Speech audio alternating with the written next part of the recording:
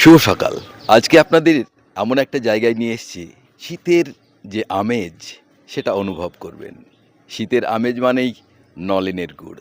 আর এই নলেনের গুড় আমরা যেখান থেকে পাই, সেই জায়গাটা খেজুরের গুড়ের যে স্বাদ, যে গন্ধ, যার জন্য খেজুরের গুড় বা নলেনের গুড় বিখ্যাত।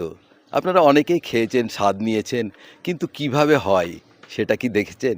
সেটা দেখানোর জন্য আমি উপস্থিত হয়েছি শেখপাড়া গ্রামের এক্কেবারে মধ্যবর্তী স্থানে, যেখানে এক ভদ্রলোক আপনাদের সেবার জন্য, আপনাদের আহ, ভালো লাগার বিষয়ের জন্য উনি তৈরি করছেন নলেনের গুড়, এবং একদম অরিজিনাল, যেটাকে আমরা অর্গানিক বলে থাকি, সেই অর্গানিকভাবে তৈরি হচ্ছে এখানে নলেনের গুড়। আপনারা দেখতে পাবেন প্রতিবেদনে নলেনের গুড়ের বিভিন্ন পদ, পিঠে থেকে পায়েস, পায়েস থেকে পুলি, সব